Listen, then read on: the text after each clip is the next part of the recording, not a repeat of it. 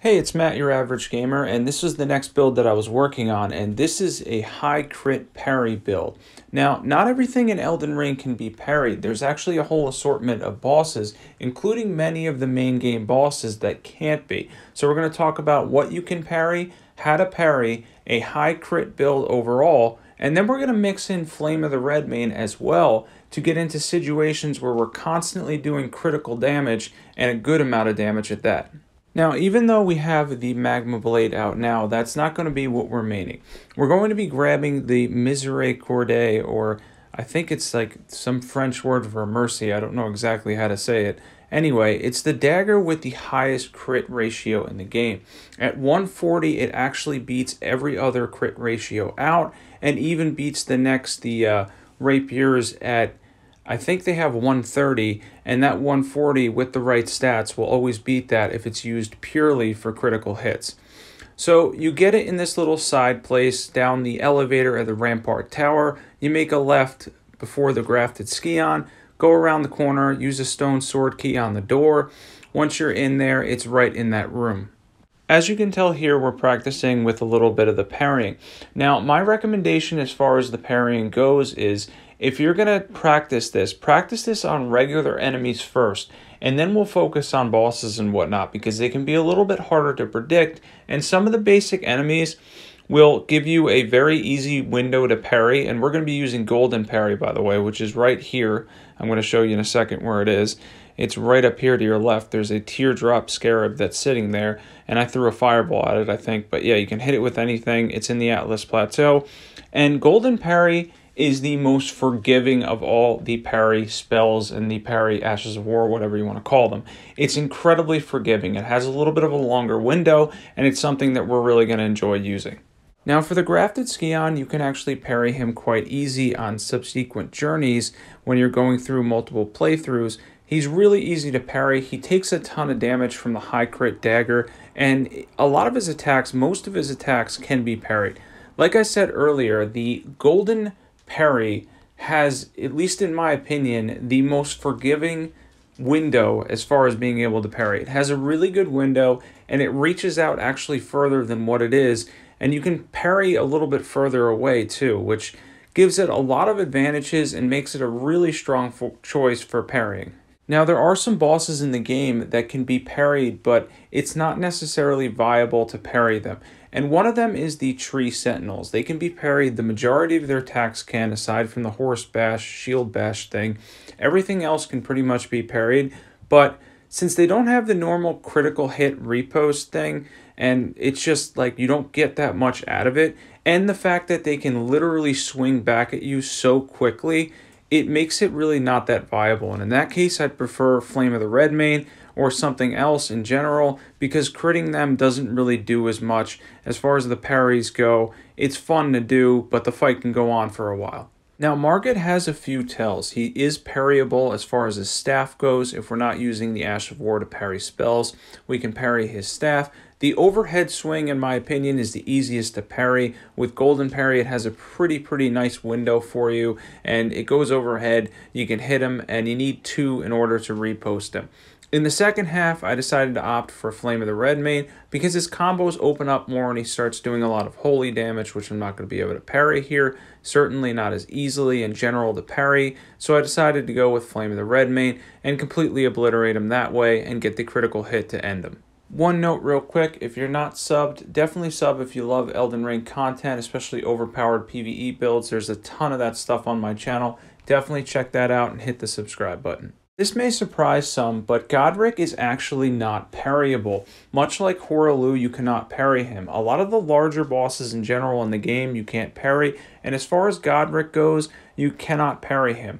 But what we can do is use Flame of the Redmane with the same setup that I'm going to show you later in the video, along with my stats, and then the crit dagger to absolutely obliterate him, do high damage, and still get in our critical hits.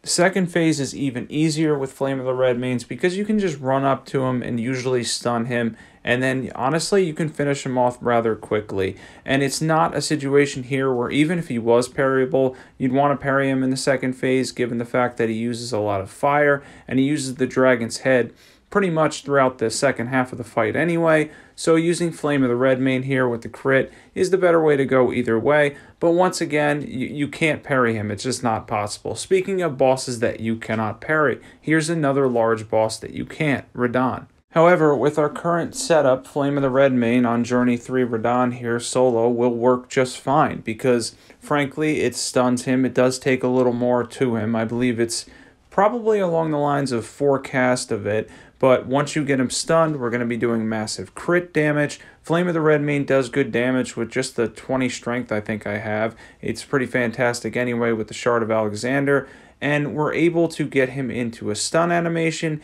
and then do a ton of damage with the crit, given the fact that we have the high crit dagger, and this build just does a lot of damage in general, and it's something that you can do in situations where you can't parry.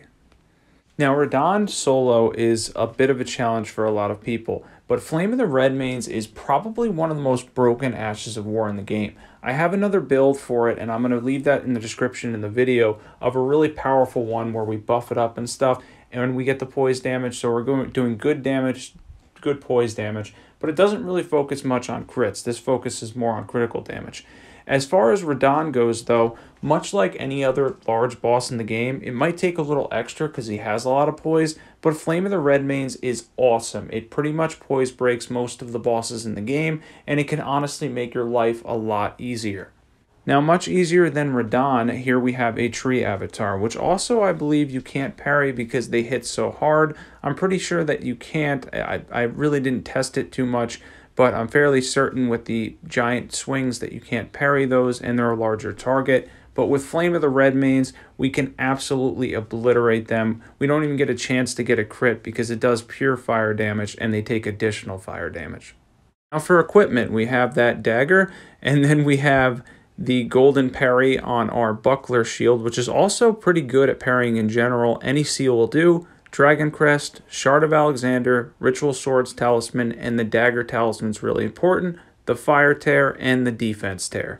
Now for my stats at 150, and this is very doable at 150, it's doable way earlier than that, I went for 60 dexterity because the dagger scales primarily with dexterity, and as far as vigor, FP, all that kinds of stuff, mind, whatever, endurance, everything's right around where it should be as far as my setup. I really like the stats that I have for this build. Now, if you're wondering more information on some of the bosses, you can parry. I wasn't at the late game for the purpose of this video, but you can parry Radagon. He's actually easy to parry. I've parried him many times before. When the game came out, I parried a lot, and he's relatively easy to do that with, even though I think I said this earlier, I haven't parried probably since a month after the game came out because there's so many versatile builds, but it really does have a good payoff. Malenia is also parryable, but obviously much more challenging. Here we did some more work with the Margot in the Atlas Plateau. I think Morgott is parryable as well, but given the fact that he has incredibly quick attacks, I don't know how well that would go. Didn't attempt it. I just kind of wanted to make a build that had a high crit. I would go for Flame of the Redmane a lot and then parry kind of some of the smaller bosses and stuff because it just made sense to me. That way you can do a lot of critical damage, but you have Flame of the Redmane, which is also really safe to use and always is doing additional poise damage.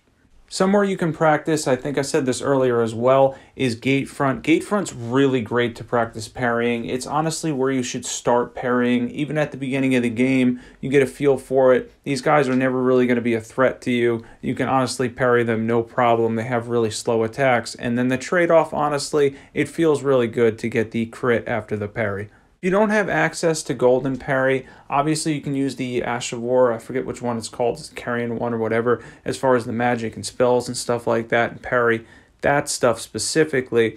As far as the rest of it goes though, Golden Parry is definitely the way to go. It's absolutely the most forgiving, it has a little bit of range on it, and it seems to have a little bit better of a window. It's almost your training wheels for parrying. It makes things a lot easier.